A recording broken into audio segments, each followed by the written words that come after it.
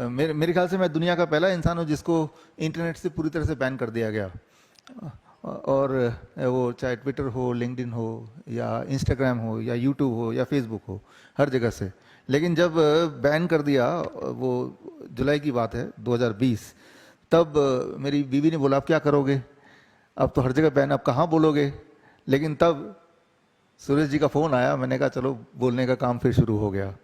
तो वो सिलसिला जारी है। इसमें सुरेश जी आपका भी बड़ा और सुदर्शन न्यूज़ का बहुत बड़ा हाथ है, इसलिए मैं यहाँ पे हूँ आज। दुनिया में सबसे ज़्यादा दुखदाई बात है बीमार रहते हुए ज़िंदा रहने की कोशिश में लगे रहना। जो लोग मुझे अभी सुन रहे हैं, चाहे यहाँ बैठे या आप लोग जो टीवी में सुन रहे हैं, आप में से ज़्यादातर लोग ऐसे होंगे, अगर आप नहीं तो आपके घर में कोई ना कोई होगा जो हर दिन दवाइयाँ लेता होगा। डायबिटीज़ की दवाई, कोलेस्ट्रॉल की दवाई, हार्ट की दवाई, बीपी की दवाई, कोई ना कोई दवाई लेता होगा। जिस तरह से हम खाना खाते हैं उसी तरह से लेता होगा। उसे ये बता दिया गया है, वो पूरी तरह से मान चुका है कि भाई जब तक मैं ज़िंदा हूँ तब तक मुझे दवाई खानी है।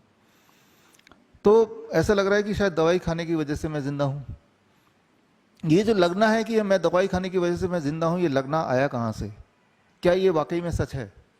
अगर उस दिन इमेजिन कीजिए, जिस तरह से एक दिन था 2020 में, जिस दिन बोला सब लोग घर में बंद हो जाओ।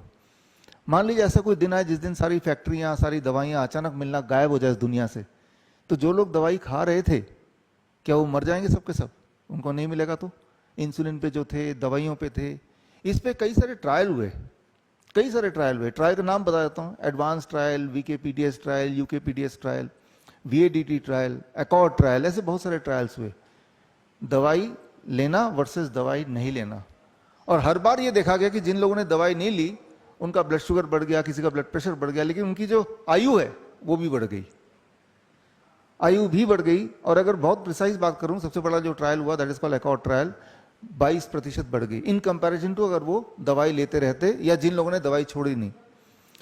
तो फिर ये हम बोलते हैं कि ये एविडेंस बेस्ड मेडिसिन है, तो सबूत तो यही कह रहा है कि दवा लेने से आपकी आयु घट जाती है। मैं एक बात आपसे पूछूंगा, या जो लोग मुझे सुन रहे हैं, अगर आप में से कोई लोग डॉक्टर भी हैं तो एक बात पूछूंगा, कोई भी एक दवाई का नाम बताइए, एलोपैथिक ड्रग की बात कर रहा हूं, कोई भी एक दवाई का नाम बताइए जो किसी भी एक बीमारी को थोड़ा बहुत ठीक करती हो। पूरी तरह से भी नहीं बोल रहा मैं, कोई भी एक दवाई किसी भी बीमारी को, या कोई भी एक इलाज किसी भी बीमारी को थोड़ा बहुत ठीक करती हो, और दवाई का नाम बता दो।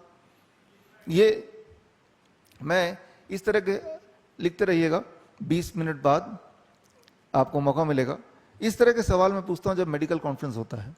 अब एक एक दवाई का नाम उठाइए और उसको टेक्स्ट बुक में छांटिए, जो मेडिकल टेक्स्ट बुक है। क्या डायबिटीज की दवाई डायबिटीज को ठीक करती है? नहीं ठीक करती। अच्छा, कंट्रोल करती है? एक्चुअली कंट्रोल भी तो नहीं करती, क्योंकि अगर कंट्रोल करती तो दवाई जितना आप ले रहे हैं वही डोज लेना पड़ता है जिंदगी भर। ऐसा तो होता नहीं, वो तो डोज बढ़ता रहता है हर 6 महीने बाद, हर साल बाद। बीपी की दवाई बीपी को ठीक करती है क्या? अच्छा, हार्ट की दवाई हार्ट को ठीक करती है क्या? अगर ठीक करती, कुछ दिन बाद लेने के बाद बंद कर देते हैं। अच्छा, पैरासीटामोल क्या वो बुखार को ठीक करती है क्या? मान लो आपको बुखार आ गया, अभी आपने सुना, सूरज जी ने बताया, हमने 60,000 पेशेंट को ठीक किए, 60,000 पेशेंट्स को ठीक किया पिछले 2 सालों में ऑन रिकॉर्ड, एक भी तो नहीं मरा। और ऐसे नहीं कि सिंपल पेशेंट लेते थे, वो पेशेंट जिनको हॉस्पिटल से भी धक्के मार के निकाल दिया तो उनके पैसे खत्म हो गए, या बोला अब तो पेशेंट को वेंटिलेटर में लेना पड़ेगा, उतने पैसे हैं नहीं तो भाई। और हमारे जो कोविड सेंटर थे वो मुफ्त के थे, वहाँ आ जाते थे ऑक्सीजन सिलेंडर लगा के। ऐसे पेशेंट को भी हमने ट्रीट किया, एक भी नहीं मरे, एक भी नहीं मरे, not a single death on record, right. और सीवियर से सीवियर पेशेंट, इस पे हम कैसे कर रहे हैं, इस पे आयुष मंत्रालय ने अपनी ऑब्जर्वेशन स्टडी बिठाई, डॉक्टरों को बिठा दिया, देखो क्या हो रहा है। उन्होंने भी यही रिपोर्ट दिया, कोई किसी की मृत्यु नहीं हुई। तो हमने क्या किया? हमने सिर्फ पहली चीज ये की कि इनको दवाई नहीं देनी किसी भी तरह से, फीवर चाहे कितना भी हो जाए, 101, 102, 103, 104। याद रखिए, जो मेडिकल टेक्स्ट बुक है, अगर उसको जो लोग डॉक्टर है वो देखेंगे, अपने टेक्स्ट बुक को छांटिए, क्या वहां पे ये लिखा है कि फीवर होने से दवाई देनी चाहिए? क्या दवाई देने से आपके ठीक होने की पॉसिबिलिटी बढ़ जाएगी या घट जाएगी? द आंसर इज घट जाएगी। या बीमार रहने के जो ड्यूरेशन है वो बढ़ जाएगा। ये सिंपल सी बात है जो टेक्स्ट बुक में है, मेडिकल साइंस के टेक्स्ट बुक में यही है, जर्नल में यही है। तो क्या करें? अगर 104 डिग्री होगा दिमाग फट जाएगा, सीजर आ जाएगा, ये सब चीज बोलते ना, तो क्या दवाई लेने से वो सीजर आने की पॉसिबिलिटी घट जाएगी?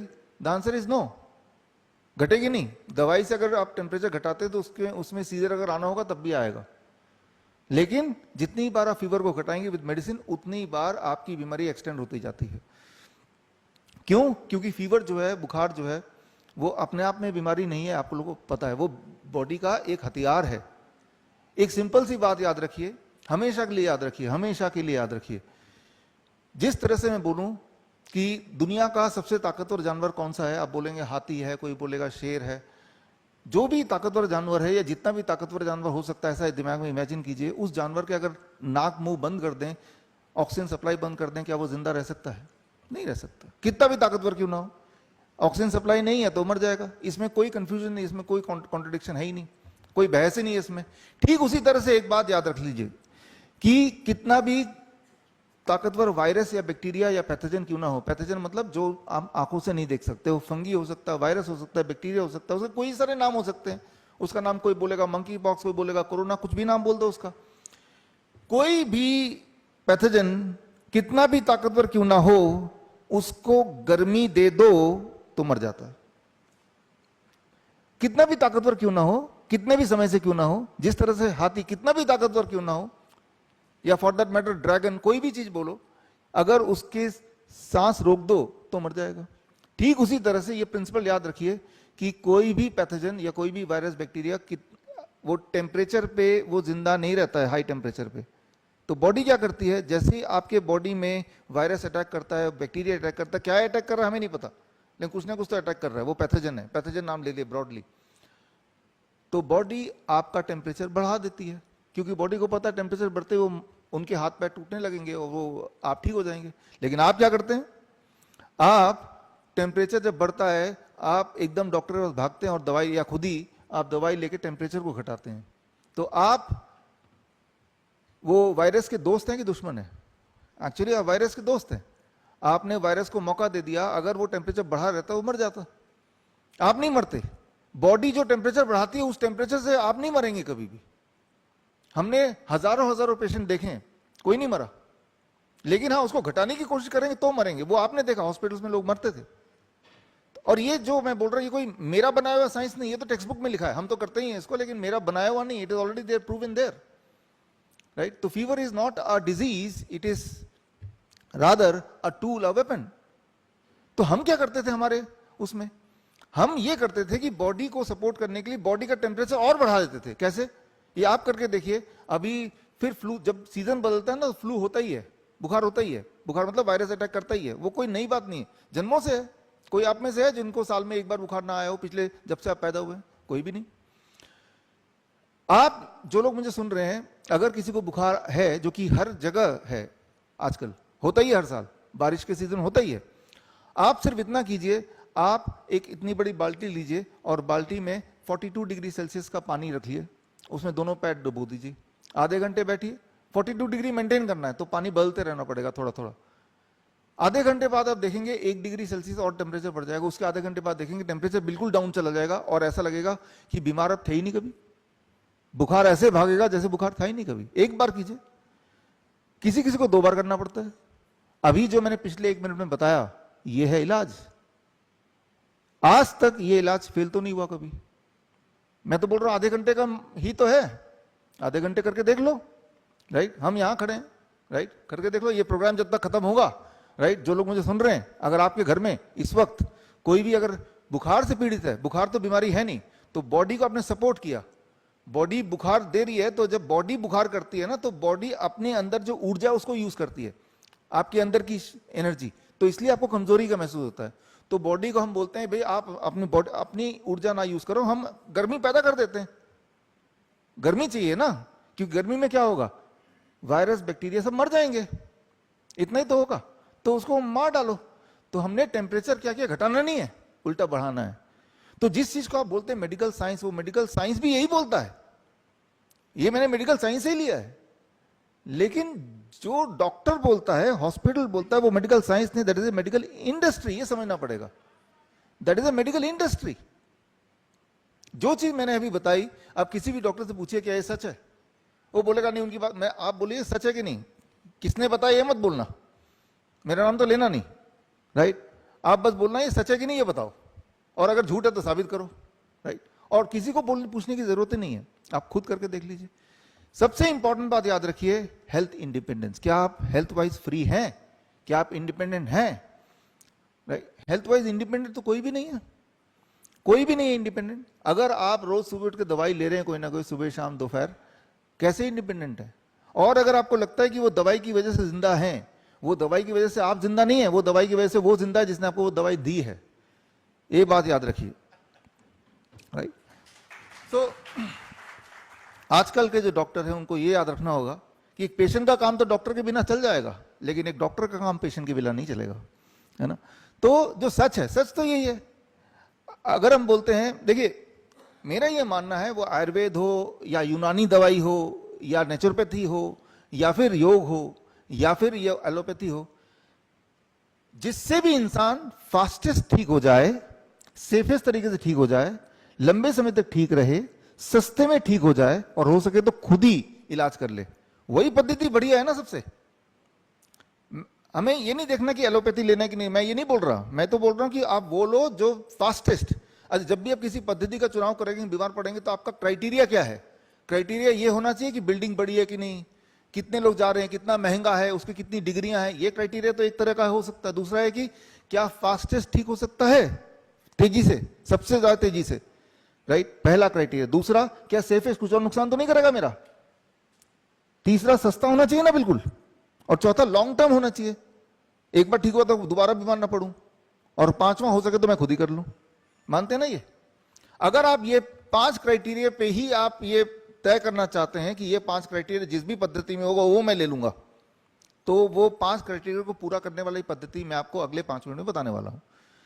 5 क्राइटेरिया क्या? जब भी आप बीमार पड़े, पहली बात तो ये है कि बीमार पड़े तो पता कैसे चलेगा? अच्छा ये बताइए, जब आपको सिरदर्द होता है, दुनिया का कौन सा ब्लड टेस्ट है जो बता देता है आपको सिरदर्द है? कोई नहीं। आप खुद बताते हैं ना भाई, पेट में दर्द है खुद ही बताते हैं, पैर में घुटने में दर्द है खुद ही बताते हैं, कोई टेस्ट तो नहीं है। ये जो टेस्ट है ये एक और खेल है, राइट। तो इसको क्वेश्चन आंसर में ले लेंगे, हम सीधा सोल्यूशन पे चलते हैं। करना क्या है आपको? जब भी बीमार पड़े तो कौन बताएगा आपको बीमार हैं? आप खुद ही बताएंगे।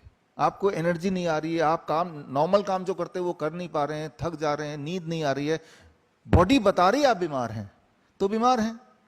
अब मेरी बॉडी बता रही मैं स्वस्थ हूं, लेकिन अगर टेस्ट कराऊंगा, मैं तो चैलेंज करता हूं, कोई भी इंसान स्वस्थ से स्वस्थ ले आइए, उसको सारा टेस्ट कराइए, वो टेस्ट के अनुसार दुनिया का सबसे बीमार इंसान पाया जाएगा। वो टेस्ट बने ही ऐसे हैं, उस पर हम आगे बात करेंगे। पहले सोल्यूशन बता दूं आपको करना क्या है। जब भी आप बीमार पड़े, कैसे पता चलेगा बीमार पड़ते हैं?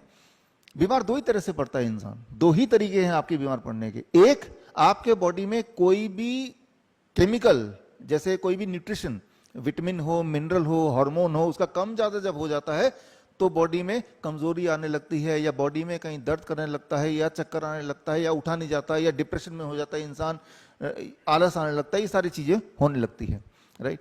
बॉडी में जब इम्बैलेंस हो जाता है, इसे कहते हैं मेडिकली होमियोस्टेसिस का बिगड़ना। तो जब भी कभी आपको कोई भी दिक्कत इस तरह का है, सुस्ती आने लगा, वीकनेस आने लगा, थकान आने लगी, कहीं कहीं बॉडी में दर्द है, वो घुटने का दर्द हो सकता है, सिर का दर्द है, ओवरऑल दर्द है कहीं भी, तो मन नहीं कर रहा खाने का, डिप्रेशन में आ गए, तो ये है मतलब हार्मोनल इंबैलेंस या न्यूट्रिशन इंबैलेंस। तो बैलेंस को वापस ले आओ, राइट। तो this is the one way जब इंबैलेंस होता है। दूसरा तरीका ये है एक्युमुलेशन, कोई चीज इकट्ठा होने बॉडी में शुरू हो जाती है, इकट्ठा, जैसे पानी भरना शुरू हो गया। जब आप पानी पीते हैं तो बॉडी कुछ तो यूज करता है और कुछ एज ए यूरिन पेशाब के रास्ते पास कर देता है। इमेजिन कीजिए इस दुनिया में ऐसे लोग हैं हमारे देश में, हमारे आसपास, जिनका बॉडी पेशाब ही नहीं कर पाते वो लोग। तो क्या होगा? पानी तो पिएंगे लेकिन पेशाब नहीं कर पाएंगे, तो क्या होगा? वो बलून की तरफ, बलून जैसे बढ़ता जाता है ना, तो उनका बॉडी बलून है, हमारा बॉडी बलून है, तो हमारे हाथ में, पैर में वो जो फ्लूइड है, वो जो लिक्विड है, वो इकट्ठा होने लगता है। तो कैसे बलून अगर फूंक मारते जाएंगे तो क्या होगा? वो बड़ा होगा ना। वैसे उनके हाथ पैर देखेंगे तो, गाल देखेंगे तो, पैर देखेंगे तो हाथी की तरफ बढ़ते जाते हैं, लेकिन फिर भी अगर हवा भरेंगे तो क्या होगा? फट जाएगा।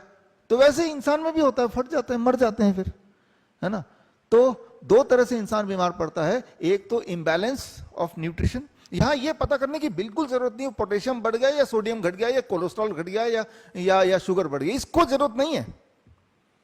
आपको ये जरूरत है कि आप बीमार है कि नहीं, क्योंकि बॉडी ने आपको सिम्टम दे दिए, डिस्कंफर्ट दे दिए, राइट। आपको ये पता करने की जरूरत नहीं कि हीमोग्लोबिन कितना है, प्लेटलेट काउंट कितना, नहीं नहीं नहीं, इसकी जरूरत नहीं है। अगर आप थकान उठ ही नहीं पा रहे हैं, सुबह आप काम पे जा नहीं पा रहे हैं, आपके नॉर्मल रूटीन में रुकावट आ रही है, तो बीमार है। ये डायग्नोसिस बॉडी ने दे दिया। अब हमें मतलब सिर्फ ठीक होने से है, राइट। हमें कोई पैरामीटर को नहीं चेस करना, हमें जो सिम्टम आ रहे हैं गायब कर देना है। तो वो हम कैसे करते आए हैं, उसके लिए बहुत ही सिंपल, जो पिछले 10 साल से हम करते हैं, that is called DIP diet. DIP diet बड़ा सिंपल है, मैं तो चैलेंज से बोलता हूं कि इसको आज से अपनाइए 3 दिन के लिए, 3 दिन, राइट। 30 मिनट मेरे साथ लगा रहे हैं तो 3 दिन भी मेरी बात मान के चलिए।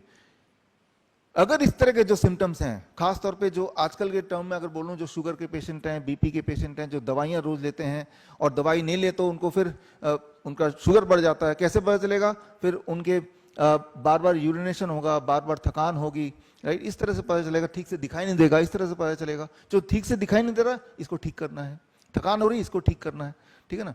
और फिर वो शुगर भी चेक करते रहते हैं, वो भी बढ़ा हुआ दिखता है। तो इस तरह के जो पेशेंट हैं उनको क्या करना चाहिए, थायराइड वाले पेशेंट हैं, इनको क्या करना चाहिए, BP जो लेते नहीं लेंगे तो एकदम से बढ़ जाएगा उनका BP और उनको सिर दर्द होने लगेगा, फिर वही सारे सिम्टम आने लगेंगे। तो उनको क्या करना है, simple DIP diet. DIP diet बड़ा ही सिंपल है, स्ट्रेट सोल्यूशन पे जा रहे हैं। 12 बजे तक आपको सिर्फ फल खाना है, फल कम खाना नहीं, खूब खाना है। 3-4 तरह के फल ले ले, जो पसंद है। अभी तो आम भी आ रहे हैं, केले हैं, चीकू है, राइट। जो डायबिटीज के पेशेंट है वो मीठे फल जरूर खाएं और ज्यादा से ज्यादा खाएं। जितने मीठे फल खाएंगे उतने जल्दी ठीक हो जाएंगे, राइट। तो मतलब कितने खाएं, कम से कम 2 किलो तो खाएं आम। अगर मन करे तो 3-4 किलो भी खा सकते हैं, और मन करे तो सिर्फ फल खा के ही रह सकते हैं पूरे दिन। तो हमारे ऐसे बहुत सारे पेशेंट हैं, जैसे ही ये सुनते हैं वो क्या करते हैं, पिछले 10 साल से मीठे तो खाए नहीं, क्योंकि डायबिटीज बोला डॉक्टर ने आम नहीं खा सकते। वो 10 साल जो का पहले दिन में ही उन्होंने हिसाब पूरा कर दिया, वो भी हो सकता है। आप जितने ज्यादा मीठा फल खाएंगे उतनी जल्दी डायबिटीज ठीक हो जाएगा। तो कैसे खाना है, 12 बजे तक पेट भर के या मन भर के फल खाना है, पेट भर के या मन भर के। जितने में या तो मन भर जाए या पेट भर जाए तब तक खाते रहना। 1 बार खाएं, 2 बार खाएं, 10 बार खाएं, लेकिन खाएं सिर्फ फल, राइट। रोटी नहीं, पराठे नहीं, चाय नहीं, बिस्किट नहीं, ब्रेड नहीं, पास्ता नहीं, नूडल्स नहीं। मैं भूखे रहने नहीं बोल रहा हूं, मैं सिर्फ इतना बोल रहा हूं कि फल खाएं। कौन सा फल खाएं ये भी मैं नहीं बोल रहा, मैं तो बोल रहा हूं जो आपके दिल करे वही खाएं, जो आपको मिल जाए वही खाएं, लेकिन खाएं पेट भर के। Step 1, right. अब स्टेप 2, लंच और डिनर के लिए जब भी बैठें, कभी तो बैठेंगे, 2 प्लेट लेके बैठें, प्लेट 1 एंड प्लेट 2।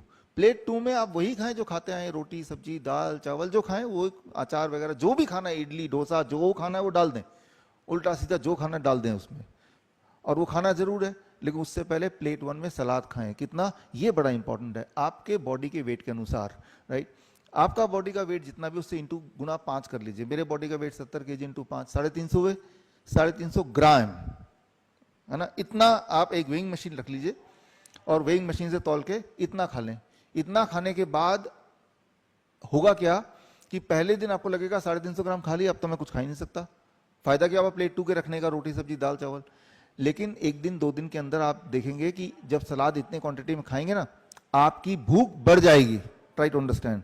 अगर आप 4 रोटी खाते हैं तो अब भी 4 रोटी से ही आपको सेटिस्फेक्शन होगी, प्लस सलाद भी खा रहे हैं उसके बावजूद भी, यानी कि आपका जो मेटाबॉलिज्म है वो बढ़ गया। तो आपको क्या करना है, लंच में या डिनर में पहले सलाद खाना है 350 ग्राम, अगर मेरी तरह वेट है, या अकॉर्डिंगली ऊपर नीचे करना है। 350 का 300 ग्राम हो गया, कोई बात नहीं, लगभग इतना खाना है। उसके टमाटर, खीरा, मूली, गाजर, ककड़ी, मटर, सलाद पत्ता, लाल पीली हरी शिमला मिर्च, प्याज वगैरह, राइट। या थोड़ा स्टीम कर लिया, जैसे ब्रोकली स्टीम कर लिया, मटर स्टीम कर लिया, गोभी स्टीम कर लिया, मिक्स करके आपने खा लिया। अब आपने रोटी सब्जी दाल चावल खा लिया। लंच में, डिनर में भी सेम। डिनर 7 बजे तक कर लें, नहीं तो 8 बजे तक कर लें, उसके बाद नहीं। 2 चीज छोड़ दें बस। एक जो जानवरों से निकल के आती है, जानवरों से क्या निकल के आ सकती है, मीट मछली ये सब, अंडा वगैरह तो है ही, डेयरी प्रोडक्ट भी, दूध दही लस्सी मक्खन घी पनीर छाछ। अब यहाँ पे एक बहस शुरू हो जाएगी, लेकिन उसको नहीं करना चाहते। मैं चाहता हूँ आप करके देखें जो मैं बोल रहा हूँ, राइट। याद रखिए, इंसान ही एक ऐसा जानवर है जो दूसरे जानवर का दूध पीता है। इंसान ही एक ऐसा जानवर है जो जीवन भर दूध पीता है। तो जीवन भर तो पीते ही आए हैं, दूध, दही, लस्सी, मक्खन, घी, पनीर, छाछ, मैं तो बोल रहा हूँ 3 दिन के लिए मत पी के देखिए, 3 दिन में ऐसा क्या डेफिशिएंसी हो जाएगी अगर दूध अच्छा है भी तो आपके अनुसार।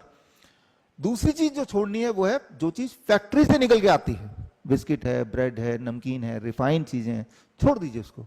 उसकी जगह आप ड्राई फ्रूट्स ले सकते हैं, जैसे नट्स ले सकते हैं, पीनट्स ले सकते हैं, आलमंड ले सकते हैं, स्प्राउट्स ले सकते हैं, खजूर खा सकते हैं पेट भर के, पूरे दिन भर खाते रहिए, किशमिश खा सकते हैं पेट भर के, जब तक पेट ना भरे या मन ना भरे, जब मर्जी आधी रात को भी खाइए। जो मैंने अभी बताया अभी पिछले 5 मिनट में, अगर आपने ऐसा किया, जो लोग डायबिटीज के पेशेंट हैं, राइट, जो दवाई ले रहे हैं, उनकी मजबूरी हो जाएगी तीसरे दिन तक दवाई को छोड़ने में। अगर नहीं छोड़ेंगे तो हाइपोग्लाइसीमिया में चला जाएगा, समझते हैं आप, लो ब्लड शुगर। और जो इंसुलिन के पेशेंट हैं, मैं उनको वार्निंग देता हूं कि अगर आप ऐसा करने की सोच रहे हैं जो मैंने बताया आपको, तो आपको इंसुलिन लगभग आधी करनी पड़ेगी, 50% या 40% रिड्यूस करना पड़ेगा। नहीं किया तो इतना नीचे चला जाएगा कि कोमा में चले जाएंगे आप। इसीलिए अगर आप ये कर रहे हैं जो मैंने बताया, तो आपको बार बार शुगर चेक करना है और इंसुलिन को कम से कम लेना है, नहीं तो हाइपोग्लाइसेमिक हो जाएगा। और अगर आपने जो मैंने अभी बताया वो 3 दिन के बजाय आपने 15 दिन कर लिया, 20 दिन कर लिया, तो ऐसा हो ही नहीं सकता जिनकी दवाइयां वो दवाई छूट ना जाए पूरी तरह से। इंसुलिन जो है वो मैंने देखा 15 दिन से लेके कई बार 1 महीना भी लग जाता है छूटने में, ले चलो 1 महीना लग जाएगा। जो ब्लड प्रेशर की दवाई मैंने देखा 1 हफ्ता लगता है छूटने में। छोड़ना पड़ता है, ऐसा नहीं कि आपने जानबूझ के छोड़ दिया। ब्लड प्रेशर इतना नीचे जाएगा तो क्या करेंगे आप, राइट, आपके पास चारा नहीं है, आपको छोड़ना पड़ेगा उसको, राइट। और सबसे इंपॉर्टेंट बात, जो लोग वेट घटाना चाहते हैं, हमें वेट नहीं घटाना है। क्या आप वेट घटाना चाहते हैं? अगर बोले वेट घटाना है तो किसका वेट? हड्डियों का वेट घटाना चाहते हैं आप, मसल का वेट घटाना चाहते हैं? कोई चीज अगर एक्स्ट्रा है बॉडी में, पेट एक्स्ट्रा है मान लो किसी का, किसी के थाइज एक्स्ट्रा है, बट्स एक्स्ट्रा है, पीछे जहां जहां एक्स्ट्रा है वही तो हटाना है आपको। जो एक्स्ट्रा, कोई एक्स्ट्रा स्टोन भी हो सकता है, ट्यूमर भी हो सकता है। तो जो मैंने अभी बताया डाइट, वो करने से आप देखेंगे, आप वेस्ट मेजर कीजिए और वेस्ट का साइज आप देखेंगे, अगर ज्यादा है तो कम होने लगेगा। जिनका ऑलरेडी कम है उनका नहीं होगा कम, जिनका ज्यादा है कम होने लगेगा। 1 महीने में हमने देखा ऑन एवरेज 10% वेट घट जाता है, 10%, और दूसरे महीने 5%, दूसरे महीने 5%, इस तरह से होता है। तो अभी जो मैंने आपको बताया ये है सेफेस्ट, फास्टेस्ट। ऐसा कौन सी और दवा है जो 3-4 दिन में ब्लड शुगर को कम कर दे और हमेशा फिर कम ही रहे? ब्लड प्रेशर की दवाई 7 दिन में कम कर दे और हमेशा कम ही रहे, फिर ऐसी कौन सी दवाई और? फास्टेस्ट, सेफेस्ट, कोई नुकसान नहीं है, ये तो फूड है, राइट। लॉन्ग लास्टिंग करके देखिए, और क्या, एक ही तीर से कई सारे निशाने। आपको नहीं पता आपके बॉडी में हो सकता है कोई सिस्ट हो सकता है कोई ट्यूमर हो, हमें तो नहीं पता, लेकिन वो उस पर भी काम करेगा, राइट। और सबसे इंपॉर्टेंट बात, ये सस्ता है। मैं नहीं बोल रहा कि महंगे वाले फल खाओ, सस्ते वाले खा लो, सब्जियां तो सस्ती हैं। उल्टा पकाते हैं आप, उसको कुक करते हैं, तब तो महंगा बन जाता है, उसको तेल भी डालो और, है ना, तो ईंधन भी यूज होता है। तो इसको कीजिए। तो पहली बात कि जो भी इंबैलेंस बॉडी में है, वो केमिकल इंबैलेंस है, वो न्यूट्रिशन इंबैलेंस है, वो हार्मोनल इंबैलेंस है, हमें नहीं पता, ना ही हम उसका टेस्ट करा के पता करना चाहते हैं। लेकिन हमें कैसे पता चलेगा हम ठीक हो गए? आपके सिम्टम चले जाएंगे, डिस्कंफर्ट चले जाएंगे, तो आपको पता चल जाएगा आप ठीक हो गए। जो मैंने आपको बताया, ये ऐसा नहीं कि सिर्फ हम ही करते हैं, इस पे all India institute of Ayurveda, right, जो कि एम्स के बराबर माना जाता है, आयुष मंत्रालय, इनके डॉक्टरों ने बोला कि आप जो ये करते हैं इस पे हम क्लिनिकल ट्रायल करके देखेंगे ये सच है कि नहीं।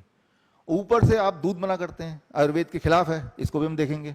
उन्होंने ट्रायल किया, ट्रायल का नतीजा गवर्नमेंट के जो वेबसाइट है उसमें डाला, राइट, clinicaltrial.gov, राइट, GOV। और उस ट्रायल के नतीजे में उन्होंने ये बताया कि जो इन्होंने बोला उन्होंने ठीक पाया कि ये जो DIP डाइट है, इससे वाकई में लोगों को फायदा होता है, दूध छोड़ के फायदा होता है। ये किसका? ये मेरा नहीं, मैं तो बोल ही रहा हूं, खैर ये all India institute of Ayurveda. तो जो एक बात बोलते हैं कि evidence based, thank you friends, कि एविडेंस तो है, सबूत तो है, और सबूत मेरा नहीं है, सबूत खुद गवर्नमेंट ऑफ इंडिया का है। लेकिन वो जो सबूत मिल गया है कि इससे डायबिटीज ठीक हो सकती है, हड्डियों की बीमारी ठीक हो सकती है, और इंसान बड़े आराम से घर बैठ के ठीक हो सकता है, ये सबूत को छुपा के क्यों रखा है?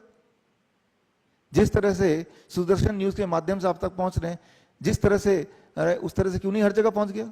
जिस तरह से वैक्सीन का रोज गाना गाते हैं, उस तरह से क्यों नहीं कर रहे हैं? राइट, कुछ तो गड़बड़ है। या तो ये ठीक नहीं है तो आप क्यों डाल रहे हो वेबसाइट पे ठीक है? और अगर वह वेबसाइट पे किसी कोने में पड़ा हुआ है, लेकिन कोने में पड़ा है तब भी वो ठीक तो ठीक ही होता है ना। आप में से जो लोग मुझे नहीं जानते हैं और आपको अगर जरा भी शंका है जो मैंने अभी बोला, आप लोग फेसबुक से जुड़े हैं, यूट्यूब से जुड़े हैं, अपने सोशल मीडिया में लिख के देखिए DIP डाइट से कोई ठीक हुआ है। आप ही के सर्कल में बहुत सारे लोग हाथ रेस करेंगे आपके ही अकाउंट में कि हम ठीक हुए हैं। तो यहां पे मैं ये बोलना चाह रहा हूं कि ऐसा क्यों है कि ये काम करता है और उसके बाद भी ये प्रचार नहीं हो रहा है? क्योंकि हम आप गुलाम हैं, राइट? गुलामी वही नहीं कि बंदूक लेके अगर आपके सिर पे जैसे 1947 से पहले, 1947 से पहले हम अंग्रेजों के गुलाम थे, आज हम अंग्रेजी दवा के गुलाम हैं, राइट? मतलब दूर से ही आपको गुलामी कर रहे हैं। और इससे अच्छा क्या हो सकता है? पास जाके अगर बंदूक लगाएंगे, हो सकता है रिस्क है कि बंदूक छीन के आपको मार दे, जैसा हुआ 1947 से पहले, तभी वो भाग गए। तो इसीलिए दूर से ही अगर कंट्रोल कर पाए तो ज्यादा अच्छा है ना। तो दूर से कंट्रोल हो रहे हैं, दूर से आप कंट्रोल हो रहे हैं। मैं आपको ये बताना चाहता हूं कि जो भी लोग थायराइड की गोली ले रहे हैं, कोलेस्ट्रॉल की गोली, फॉर दैट मैटर कोई भी दवाई ले रहे हैं, ऐसी कोई दवाई नहीं है जिसको लेने की कोई भी जरूरत है कभी भी। मेडिकल साइंस के हिसाब से ही जरूरत नहीं है, मेडिकल इंडस्ट्री के हिसाब से जरूरत है, राइट? तो लेकिन वो कैसे उससे पीछे छुड़ाएं, वो भी मैंने अभी आपको 1 मिनट 2 मिनट में 5 मिनट में बता ही दिया आपको। तो ये सारी दवाइयां, ये गुलामी की निशानी है। अगली बार जब आप दवाई ले रहे होंगे तो याद रखिए ये दवाई मुफ्त में नहीं आई है, राइट? अगर आपको मुफ्त में मिली भी है तब भी आपके टैक्स के पैसे से ही आया है। जैसे वैक्सीन है, वो फ्री में थोड़ा ना आई है, हमारे ही पैसे से हमें ही दे रहे हैं। तो बोल रहे हैं ये एक जहर है जो आपको दिया जा रहा है, वो भी आसान करा के, राइट? तो मैं ये बोलना चाह रहा हूं कि आपका जो बॉडी है, बॉडी में कोई भी चीज डालना है तो मुंह से डालना है ना। जब ब्लड से कोई चीज जाती है, जैसे वैक्सीन है, राइट, तो वो बॉडी को वो कोई रास्ता नहीं जाने का, एंड दैट इज, वो शॉर्ट टर्म में भी डैमेज करता है, लॉन्ग टर्म में भी डैमेज करता है, पूरी तरह डैमेज करता है। मैं सिर्फ इतना पूछना चाहता हूं कि दुनिया का कोई भी एक वैक्सीन जो किसी भी बीमारी को थोड़ा बहुत ठीक करती हो या उसको प्रिवेंट करती हो फॉर दैट मैटर, तो फॉर एग्जाम्पल अभी कोरोना के वैक्सीन लग रहे हैं, सभी को लग गए, 200 डोज लग गए, राइट? मुझे छोड़ के और सुरेश जी को छोड़ के, बाकी सबको तो लगेगा इस दुनिया में, आपको भी छोड़ के। यहाँ कुछ लोग हैं हाँ जो बचे हुए हैं, जिन्होंने हिम्मत दिखाई और छोड़ गए, पीछे भी कुछ हाथ रेज हैं। तो लेकिन इसके अंदर क्या है जो लग रहा है? सुरेश जी क्या आपको पता है इसके अंदर क्या है? मैं बताता हूँ क्या है इसके अंदर। इसके अंदर fetal bovine serum. Fetal bovine serum क्या होता है? Fetal bovine serum, right? FBS, गौ माता जिसको हम अभी प्रणाम करके आए हैं हम और आप, राइट?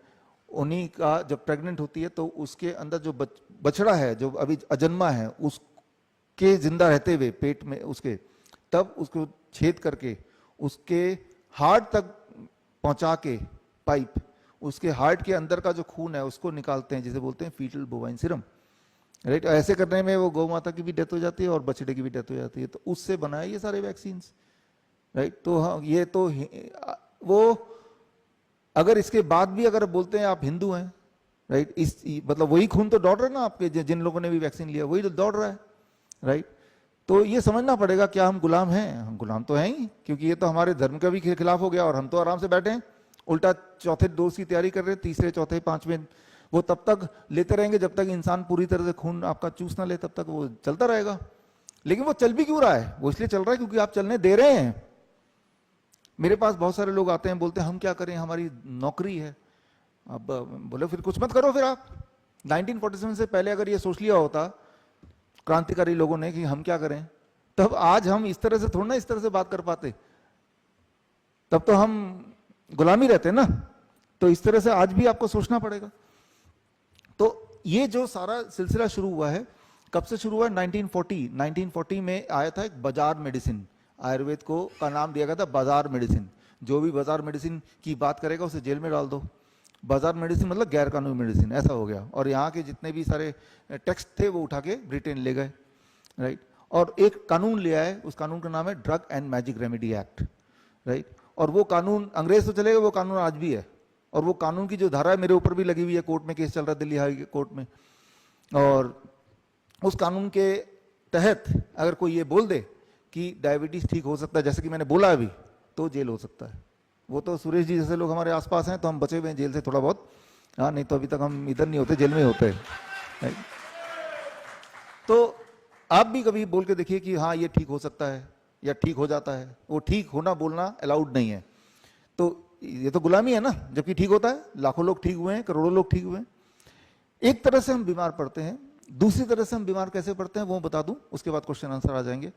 दूसरी तरह से बीमार पड़ते हैं, मैंने बताया था बलून का एग्जांपल देके, जब आपके बॉडी में कोई चीज इकट्ठा होने लगता है और वो बाहर नहीं निकलता है।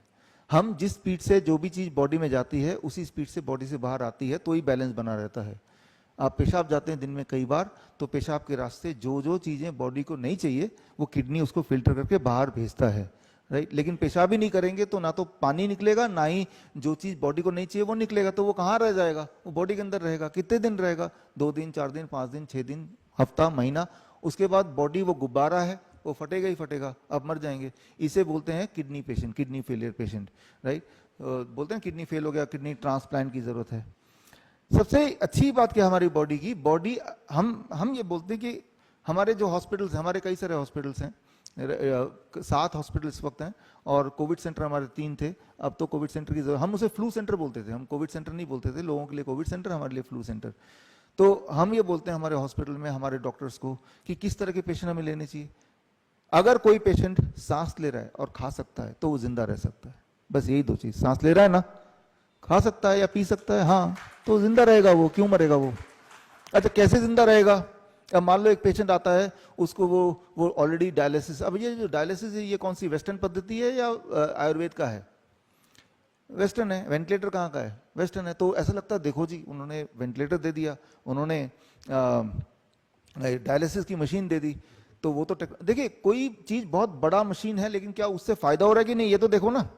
फायदा हो रहा है कि नुकसान हो रहा है, ये तो देखो। या आयुर्वेद में उसका ऑल्टरनेट कुछ है क्या, वो देख लो। आयुर्वेद में ऑल्टरनेट है और बहुत बढ़िया है, और वो घर बैठ के कर सकते हैं।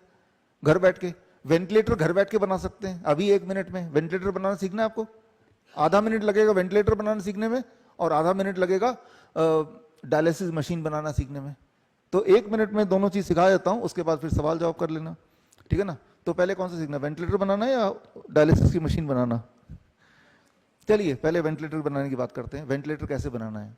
वेंटिलेटर क्या होता है? वेंटिलेटर समझ लीजिए, वेंटिलेटर मतलब जब इंसान का लंग्स काम नहीं कर रहा है तो वो सांस नहीं ले पा रहा है। जैसे अभी आपने सुना राजू श्रीवास्तव जी के साथ हुआ कि अब वेंटिलेटर पे डाल दिया है, क्यों?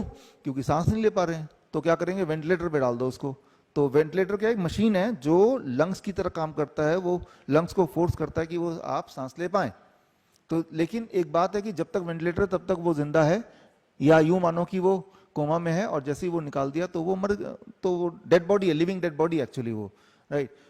मैंने अपने एक्सपीरियंस में पिछले 15 साल में, सबसे पहले जो मेरा पहला हॉस्पिटल था, पहला सेंटर था, वो वियतनाम में था। ये जो वियतनाम में BMMO, ये हमारे वियतनाम का जो मेरा हॉस्पिटल है उसका ही नाम है हमारा। तो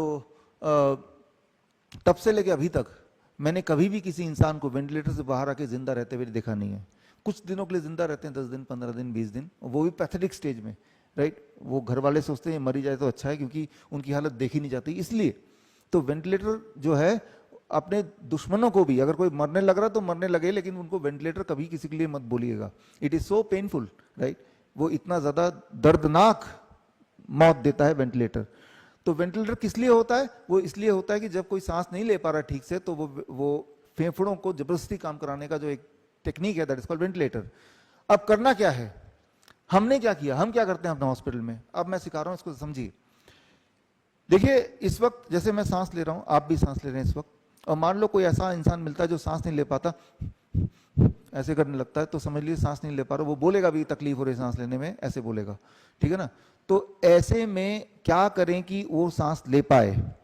याद कीजिए, जब जिसे बोल रहे थे कोरोना का सेकंड बोल रहे थे ना, दूसरी लहर, तब आप टीवी में देख रहे थे कि लोग सांस नहीं ले पा रहे हैं, गाड़ी में बैठे हैं, ऑक्सीजन सिलेंडर ढूंढ रहे हैं, सिलेंडर नहीं मिल रहा, याद आ रहा है कुछ, राइट।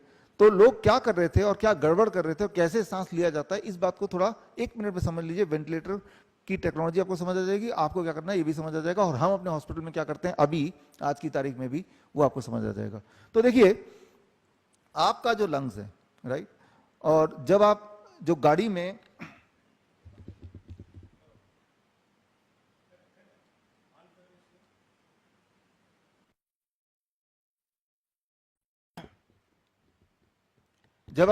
आपने देखा लोगों को बैठे हुए, लेटे हुए गाड़ी में देखा आपने, जो कार में ले जा रहे थे उनको दूसरी लहर में, और कार में बैठे हैं, ऑक्सीजन ढूंढ रहे हैं और सांस नहीं ले पा रहे हैं, तो वो कैसे बैठे हुए थे कार में? याद कीजिए, वो ऐसे बैठे हुए थे, ऐसे करके इस तरह से बैठे हुए थे। इस वक्त अगर आप ऐसे बैठेंगे जैसे मैंने बोला, आप भी सांस नहीं ले पाएंगे। बैठ के देखिए इस वक्त, राइट नाउ, अगर आप ऐसे करते हैं आप सांस नहीं ले पाएंगे। तो जितने भी लोग आप देखेंगे गाड़ी में जा रहे हैं, ऑक्सीजन सिलेंडर ढूंढ रहे हैं, तो कैमरा दिखा रहे हैं, सबके सब ऐसे बैठे हैं। ऐसे कौन सांस ले पाता है? कोई नहीं ले पाता ऐसे सांस। क्यों नहीं ले पाएंगे? क्योंकि ये जो हमारी बॉडी की बनावट है, जब आप ऐसे लेटते हैं, चाहे आप सीधे लेट जाएं पीठ केवल, तो आपका हार्ट ऊपर है, लंग्स नीचे है, तो लंग्स की कैपेसिटी 20% कम हो जाती है। तो पहले से वो थोड़ा कॉम्प्रोमाइज लंग्स है उन लोगों का, ऊपर से 20% और कम हो गया, तो ऐसे में सांस लेना मुश्किल होता है, राइट? तो ये समझना होगा।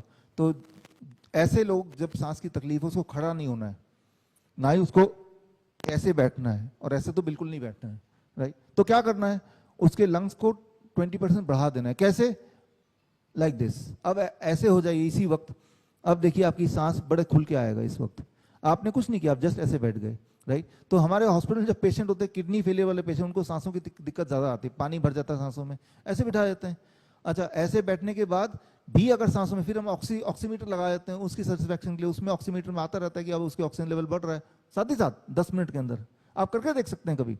और फिर भी अगर नहीं हो रहा, लास्ट, फिर हम साथ में एक पंखा, छोटा पंखा होता है, 200 रुपये का आता है, वो पंखा बैटरी वाला, वो यहाँ लगाते हैं नाक से 6 इंच दूर।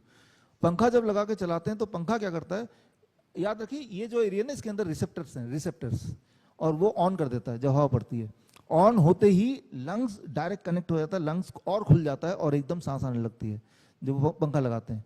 और पंखा ना हो तो हम क्या करते हैं, जब हमारा इमरजेंसी हमारा हेल्पलाइन है पिछले 2 साल से, वो कोरोना के टाइम पे खुला था, आज भी है। तो अब जब कोई बोलता है डॉक्टर साहब हमें सांस नहीं ले पा रहे, तो उसके पास पंखा तो होगा नहीं। आप में से कितने लोग हैं जी छोटा पंखा है? हम बोलते हैं गाड़ी में बिठाओ, वो बोलता है कि, वो बोल रहा है हॉस्पिटल ले जाओ। मैंने कहा हाँ हॉस्पिटल ले जाओ, गाड़ी में बिठाओ उसको। गाड़ी में बिठाते हैं उनको और बोलते हैं कि आप ऐसा करो, गाड़ी चलाओ और शीशा खोलो, खिड़की, और उसको बोलो खिड़की के बाहर देखे कि हॉस्पिटल आए कि नहीं। जैसे खिड़की के बाहर झांकता है, हवा पड़ती है उसको और वो ठीक होने लगता है, और ठीक हो गया तो वापस घूम के आ जाओ।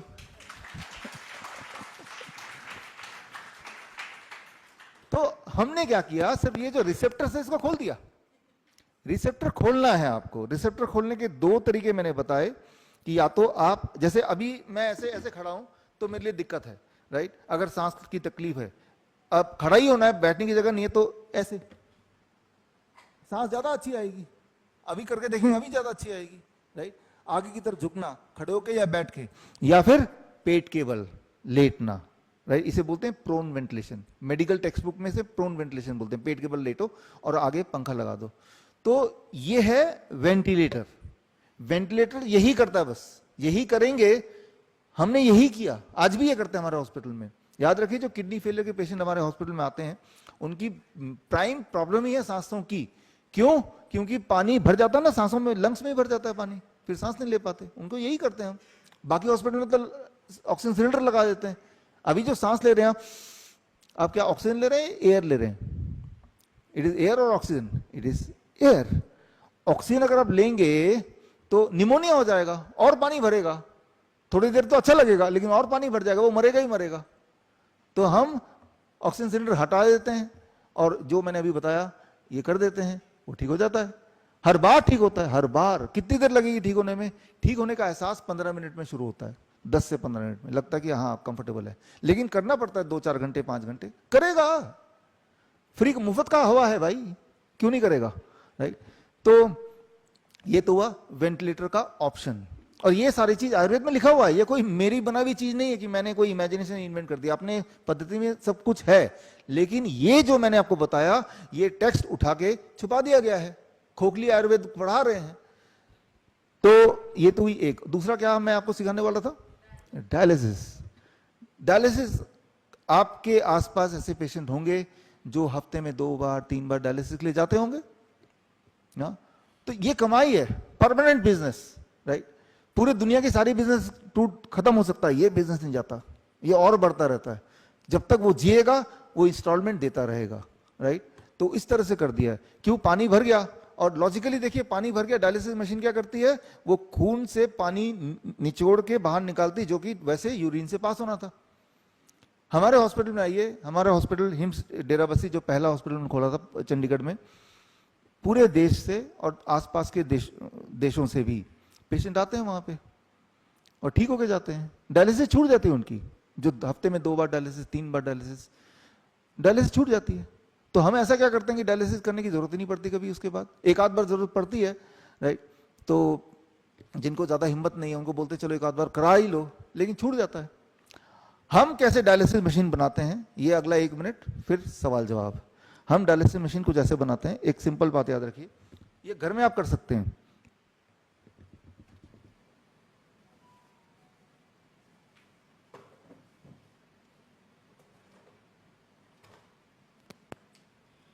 अब देखिए ये चारपाई है, राइट।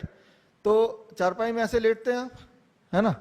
तो हमें क्या करना है, ऐसे पेशेंट के चारपाई को इधर ऐसे कर देना है।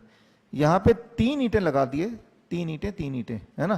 तो ये 1 फीट ऊंचा हो गया ना, राइट, और सिर की तरफ नीचे है, और ऐसे 10 डिग्री एंगल बन गया। ये 10 डिग्री एंगल बनाने के लिए, एंगल नापने के लिए इस तरह का वो आता है, राइट।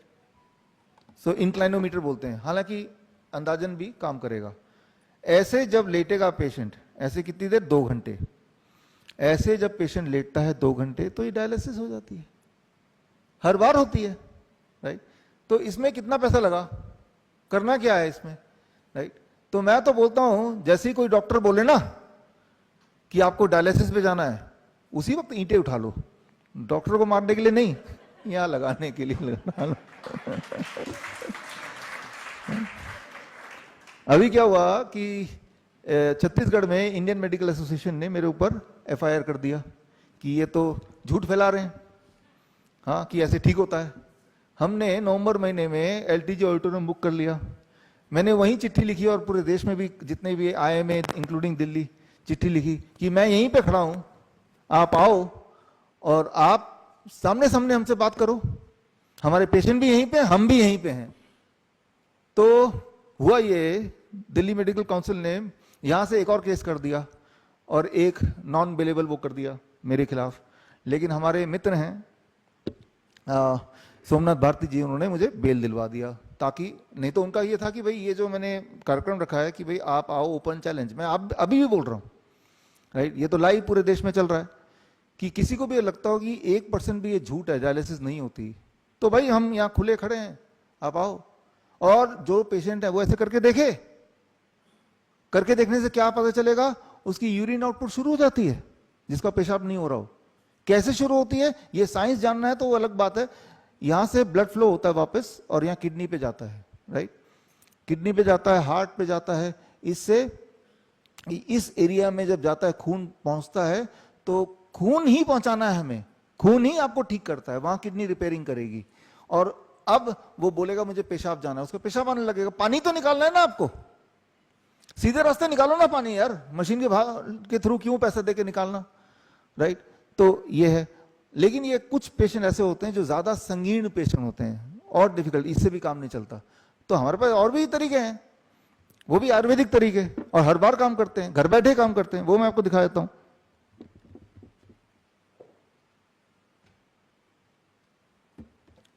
इस तरह का आपको एक बाथ टब बनाना है, बाथ टब, पानी का बाथ टब तो हर एक के घर में होता है ना, या हो सकता है। और हम क्या करते हैं, हमारे हॉस्पिटल में आइए कभी, हम पानी के टब में पेशेंट को बिठा देते हैं, जैसे ये पेशेंट बैठा हुआ है, और पानी उसके गर्दन तक, यहां तक भर देते हैं, पानी में डुबो देते हैं, डाल देते हैं, गर्दन से बाहर, बाकी पूरा बॉडी अंदर। और पानी का टेम्परेचर कितना, 40 डिग्री सेल्सियस, 40 डिग्री सेल्सियस। ऐसा एक थर्मोमीटर खरीद लीजिए, पानी का थर्मोमीटर है ये, ठीक है ना, 150 रुपए का आएगा, कहीं से मिल जाएगा।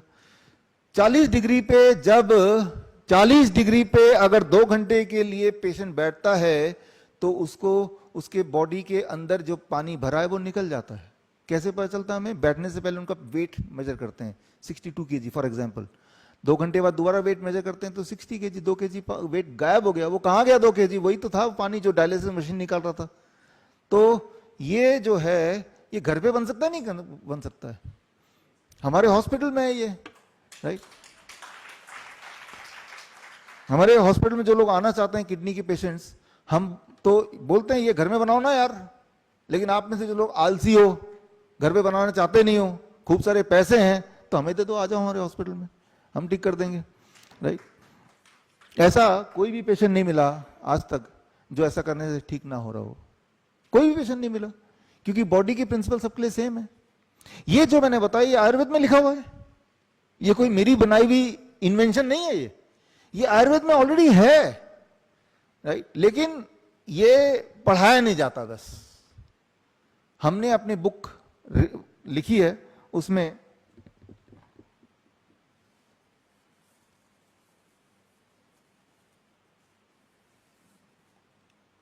ये 360 डिग्री पॉस्चरल मेडिसिन किताब है, इसके अंदर सारा कुछ दिया जो मैंने आज अभी बताया आपको, सारा कुछ है, और ये फ्री आप निकाल सकते हैं। vishwaroop.com/ebook में जाएंगे तो आप फ्री हिंदी में इंग्लिश में ले सकते हैं, पैसा तो एक भी नहीं चाहिए इसमें। और जो जो मैंने बताया इसमें कोई ऐसी बात नहीं जो नहीं आप कर सकते, यानी कि safest, right, fastest, long lasting, right, and economical, and सबसे इंपॉर्टेंट घर में खुद कर सकते हैं, राइट। तो अगर कोई बोले ना इन्होंने वेंटिलेटर है इमरजेंसी के लिए, या कोई बोलेगा वो डायलिसिस मशीन इमरजेंसी के लिए, अरे भाई चाहिए नहीं ना हमें, और कौन मुझसे ठीक हो रहा है? कोई एक पेशेंट बताओ जो डायलिसिस मशीन से ठीक हो गया हो, एक भी पेशेंट नहीं है, राइट। जबकि मैं बताता हूं कि हमारे हॉस्पिटल आइए लोग ठीक होते हैं, राइट। तो खैर ये किताब सर ये आपके लिए,